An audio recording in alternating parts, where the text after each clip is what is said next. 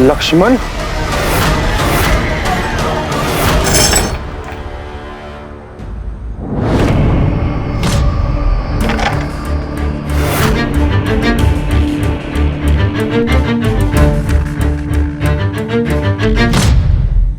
लक्ष्मण, लक्ष्मण,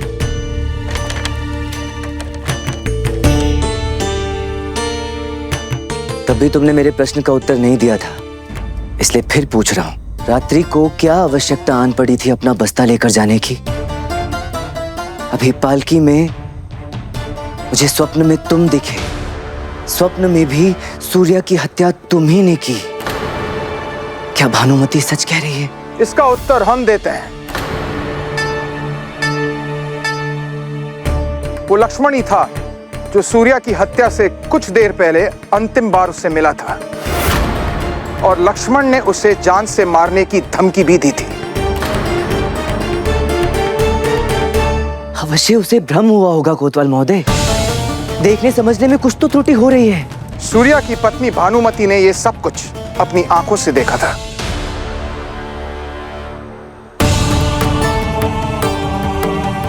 रामा, मैंने कुछ किया नहीं, विश्वास करो मेरा। अच्छा, सच अभी सामने आ जाएगा। सैनिकों, पंडित रामा के घर की अच्छी तरह से तलाशी ले लो।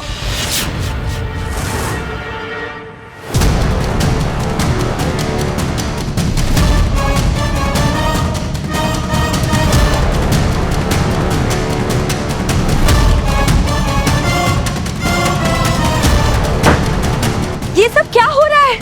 सब बाद में बताता हूँ शारदा, इन्हें इनका काम करने दो।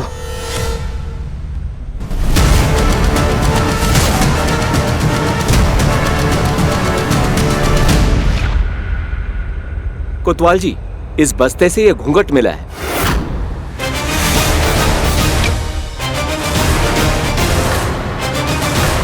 ये बस्ता किसका है? लक्ष्मण का। तो पंडित रामा, क्या अब भी आपको कोई संदेह है? सूर्या की हत्या के जुर्म में मैं तुम्हें बंदी बनाता हूं।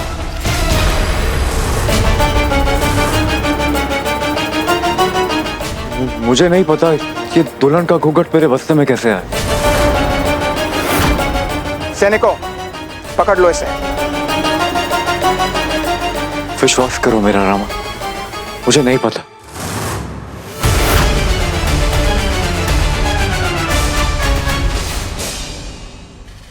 मैंने कोई हत्या नहीं की है रामा।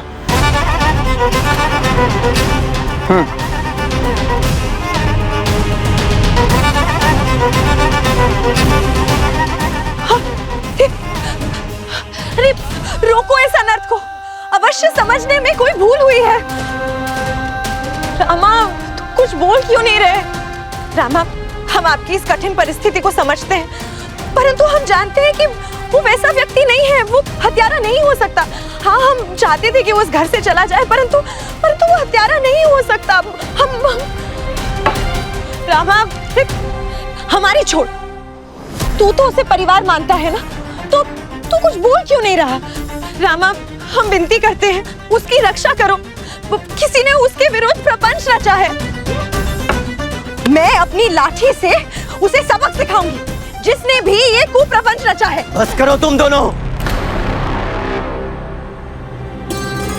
न्याय का मार्ग अटल होता है अम्मा, उसमें हस्तक्षेप नहीं करना। यदि लक्ष्मण ने कोई अपराध किया है तो उसे उसका दंड अवश्य भोगना पड़ेगा।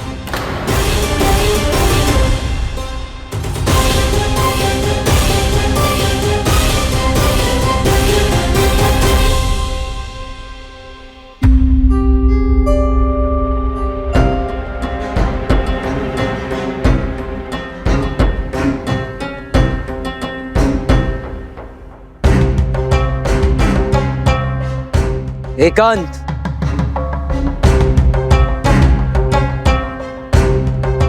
बोलो। मैंने कोई हत्या नहीं की है। निस्संदेह मैंने तुमसे ये बात छिपाई कि देर रात्रि में गया सूर्या से मिलने। उसी रात्रि जिस रात्रि उसकी हत्या हो गई कुछ बड़ा संयोग नहीं है? तुम्हें मुझ पर विश्वास नहीं? मैं वहां सिर्फ एक विधवा की ओर से याचना लेकर गया था। जी, मेरे मित्र की विधवा है वो भी ऐसा मित्र जिसे रणभूमि में वीरगति प्राप्त हुई। अब उसकी मृत्यु के पश्चात दुर्भाग्यवश उसकी विधवा के पास घर में कोई धन संपत्ति बची नहीं। उसके पास तो इतना साहस भी नहीं कि यहाँ स्वयं आके आपसे विनती कर सके। कृपया करके उसे थोड़ा और समय दे सकते हैं ऋण चुकाने के लिए? इससे अधिक समय का लाभ मैं उसे नहीं दे सकता। इसके पूर्व भी मुझे मेरे समय और धन की अत्यधिक हानि हो चुकी है। जी, किंतु वो एक अकेली स्त्री और पति के मृत्यु के बाद तो एक अकेली माता। थोड़ी तो दया दिखाई। दया धर्म से खाता नहीं चलता और आप इस झंझट में व्यर्थ ही फंस रहे हैं। ऐसी महिलाओं को आप नहीं जानते। ये पुरुषों के समक्ष स्वयं को अबला दर्शाकर उनकी करुणा का पात्र बनना चाहती हैं। देखिए कैसे आपको भी अपने मायाजाल में फंसा लिया है ना। एक निर्मल हृदय नारी पर इस तरह लांछन लगा रहे हैं आप। छी, धिक्कार है आपका। पथिक को शीतल नदी में डुबकी लगाने का मन हो ही जाता है। तुम्हें तो वो निर्मल लगेगी ही, अकेली जो है।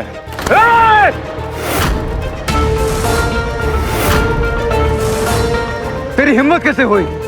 हाँ? तेरे जैसे मनुष्य ना इस सृष्टि पर कलंक। तड़प तड़प के मरेगा धरती पे बोझ।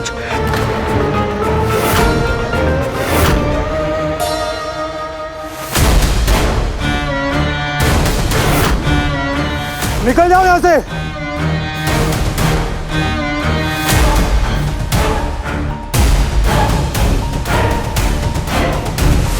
और फिर तुमने आवेश में आकर उसके घर जाकर उसकी हत्या कर दी। बस! क्यों बस? तुम्हारे बस्ते में वो लाल घूंघट नहीं मिला, उसे कैसे झुठलाओगे? तुम्हारे बस्ते में वो घूंघट अपने आप किसी तंत्र मंत्र से अवतरित हो गया। आखिरी बार कहूंगा रानू, इसके बाद यदि तुम अपने मित्र के कथन पे भरोसा करते हो या नहीं, मेरा इस हत्या से कोई संबंध नहीं है।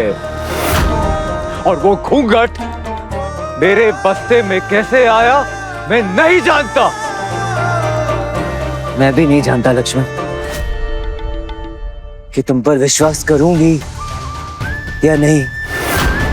नहीं जानता कि तुम अभी सत्य कह रहे हो या कल रात्रि जो कह रहे थे वो सत्य था। मैं भी नहीं जानता।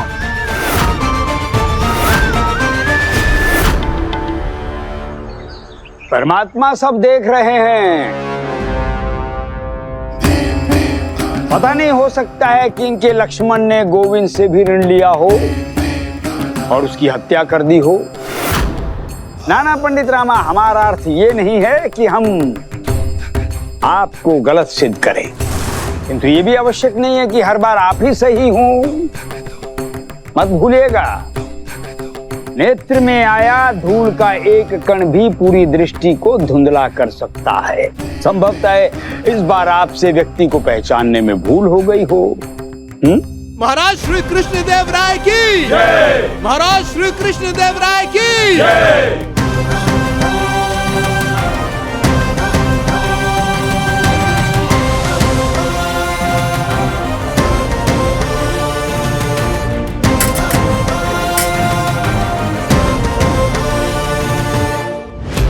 बंधक को सभा में प्रस्तुत किया जाए।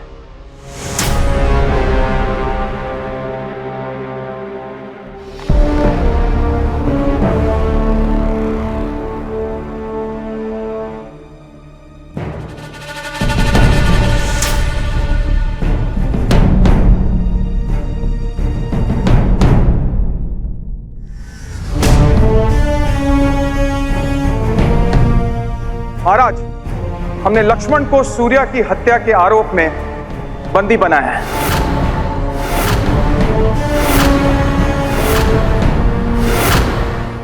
महाराज, सूर्या की विधवा भानुमति यहाँ उपस्थित है।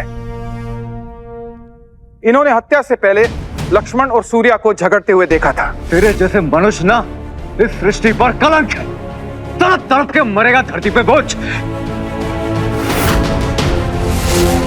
और ये महाराज, ये वधु घूंघट भी लक्ष्मण के बस्ते से मिला है। इस बस्ते से ये घूंघट मिला है। ये सारे प्रमाण लक्ष्मण को अपराधी सिद्ध करते हैं।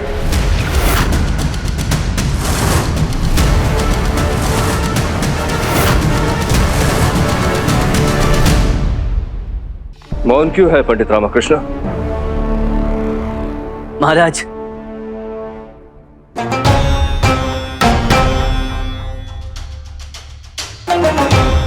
महाराज, लक्ष्मण निर्दोष है। इसे फंसाया जा रहा है महाराज।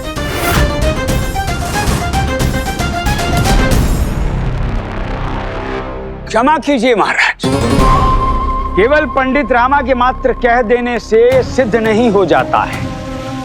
प्रमाण चाहिए महाराज, प्रमाण। और यहां तो सारे प्रमाण लक्ष्मण की ओर ही उंगली उठा रहे हैं। मैं अभी इसी क्षण, इसी पल, इसी घड़ी, इस भरी सभा में लक्ष्मण को निर्दोष सिद्ध करूंगा कि इसने किसी की हत्या नहीं की। ये किसी का षड्यंत्र है इसे फंसाने के लिए। लाइए।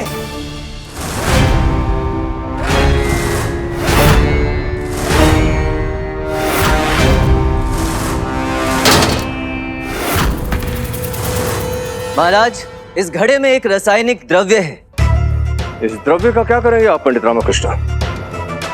महाराज, मुझे प्रारंभ से ही किसी षड्यंत्र के बुने जाने का आभास होने लगा था, इसलिए मैंने गुप्त रूप से अपने और लक्ष्मण के सभी वस्तुओं के साथ साथ इसके बस्ते पर भी इस रसायन को लगा दिया था। अब जिस किसी ने भी लक्ष्मण के बस्ते को स्पर्श किया होगा, उस रसायन का अंश उसके हाथों पर रह गया होगा। महाराज, जब वो हाथ जिन्होंने लक्ष्मण के बस्ते को स्पर्श किया है इस रसायन के संपर्क में आएंगे तो हाथों का रंग नीला पड़ जाएगा, और जिन हाथों ने लक्ष्मण के बस्ते को नहीं छुआ है उनका रंग इस रसायन के संपर्क में आते ही पीला पड़ जाएगा, अर्थात वो निर्दोष होगा।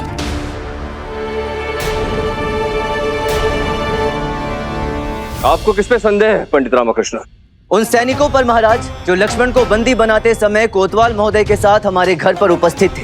सबसे पहले उन्हीं की जांच होनी चाहिए। क्षमा प्रार्थी हूं महाराज, लेकिन जो सैनिक उस दिन आए थे वो इस वक्त दरबार में अनुपस्थित है।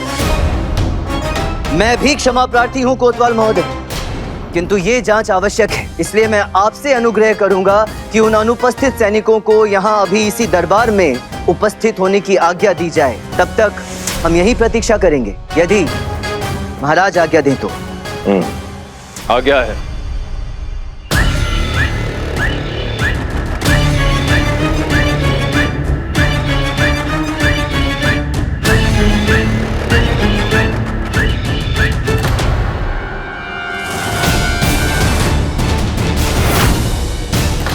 नहीं महाराज, मैंने कुछ नहीं किया महाराज, मैंने कुछ नहीं किया महाराज। बंदी बना लीजिए इसे। छोड़ दो मुझे। पंडित रामकृष्ण, क्या ये एकमात्र दोषी है? अभी ज्ञात हो जाएगा महाराज। मैं अन्य सैनिकों की भी जांच करना चाहता हूँ।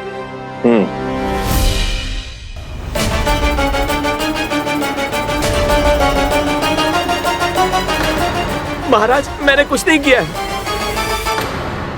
मैंने कुछ नहीं किया है महाराज।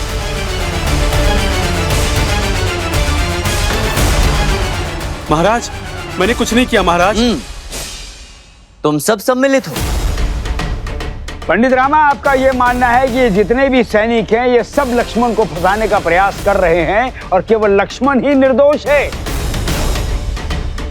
वाह, क्या बात। यदि आपका बस चले तो दोषारोपण के इस चक्रव्यूह में आप कोतवाल महोदय को भी खींच लें। धैर्य रखें गुरुवर, थोड़ा धैर्य रखें। हाँ, धैर्य ही तो है पंडित रामकृष्ण, धैर्य ही तो रखे हुए हैं।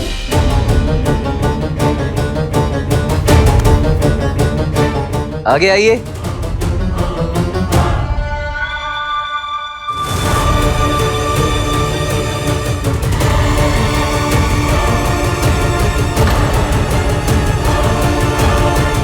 महाराज, मैं निर्दोष हूं महाराज।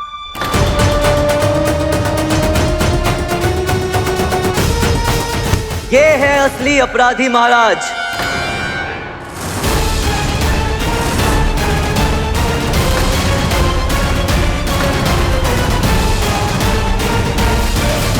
ये आप क्या कह रहे हैं पंडित रामकृष्ण? अभी कुछ क्षण पहले आपने कुछ और ही कहा था और अब कुछ और कह रहे हैं। मैं क्षमा चाहता हूं महाराज, मैंने असत्य कहा था। ना ही मैंने लक्ष्मण के बस्ते पर कोई रसायन लगाया था और ना ही इस घड़े में कोई रासायनिक द्रव्य है। इस घड़े में तो केवल नीले रंग का जल है, इसलिए जब सैनिकों ने इस जल में हाथ डाला तो उनके हाथों का रंग नीला पड़ गया। किंतु अंतिम सैनिक को यह पूर्व ज्ञान था कि मैं क्या जांच कर रहा हूं। बड़ी शीघ्रता से अपने हाथ हल्दी से पीले कर लिए, इसलिए इस गिरगिट को पकड़ने के लिए मुझे इस खेल को रचना पड़ा। अब ये प्रमाण हम सबके समक्ष है कि असली दोषी यही है जिसने लक्ष्मण के बस्ते में उस घूंघट को रखा था।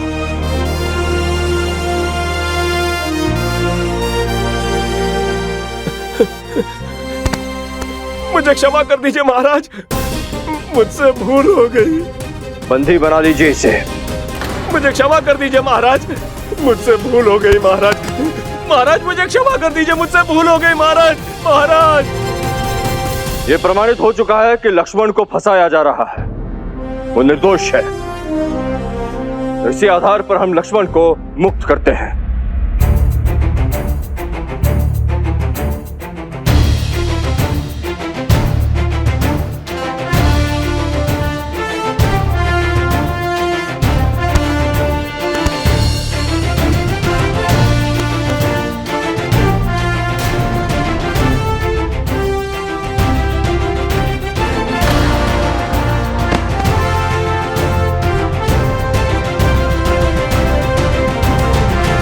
क्षमा कीजिए महाराज, क्षमा कीजिए।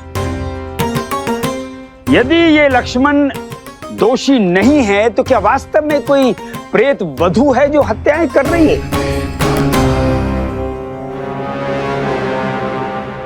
पंडित रामा, आप क्या कहना चाहते हैं कि हम सब विश्वास कर लें कि कोई आत्मा है जो निर्दोष लोगों की हत्याएं कर रही है?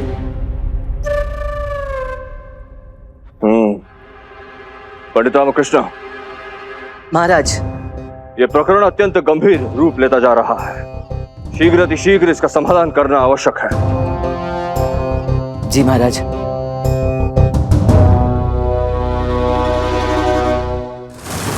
मुझे क्षमा कर दीजिए, मैंने कुछ नहीं किया, मुझे बचा लीजिए। उठिए, उठिए। यदि सब कुछ सच सच बता देंगे तो महाराज से अनुरोध करके आपका दंड कम करवा सकता हूं। हाँ, मैंने ही डाला तो वो घूंघट उस बस्ते में।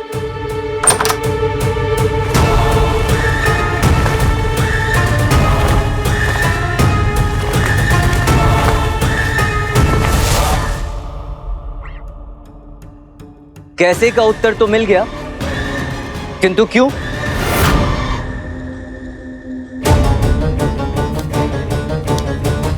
इस सोने के कंगन के साथ वो घूंघट भी आया था। अगर तुम ये घूंघट लक्ष्मण के बस्ते में डाल दोगे तो ये कंगन तुम्हारा हो जाएगा।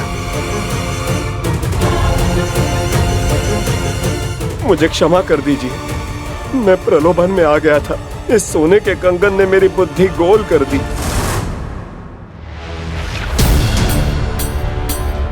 कहाँ देखा है इसे?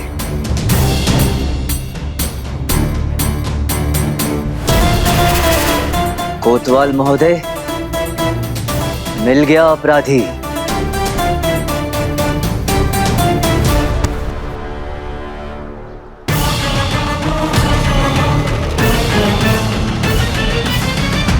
आप आगे रहकर नेतृत्व कीजिए, मैं पीछे रहूंगा। घातक स्वभाव वाली स्त्री है, कुछ भी कर सकती है।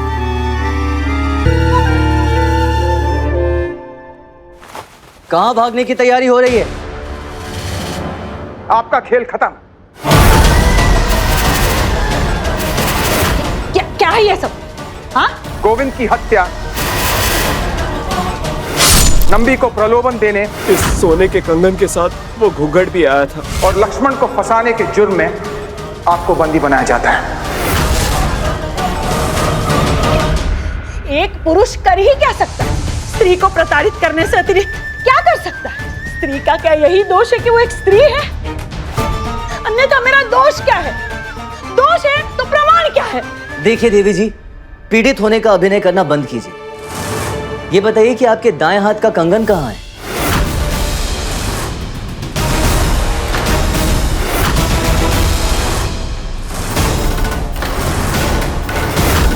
और एक प्रश्न, आपने लक्ष्मण के विरुद्ध इतना बड़ा षड्यंत्र क्यों रचा? हाँ? अब आपके मौन का कोई लाभ नहीं। नंबी ने सब स्वीकार कर लिया है। बोलिए। हाँ, मैंने फंसाया लक्ष्मण को, क्योंकि मैं नहीं चाहती थी इन हत्याओं पर विराम लगे, परंतु इसके लिए अति आवश्यक हो गया था आपको एवं लक्ष्मण को इस जांच प्रकरण से निष्कासित करना।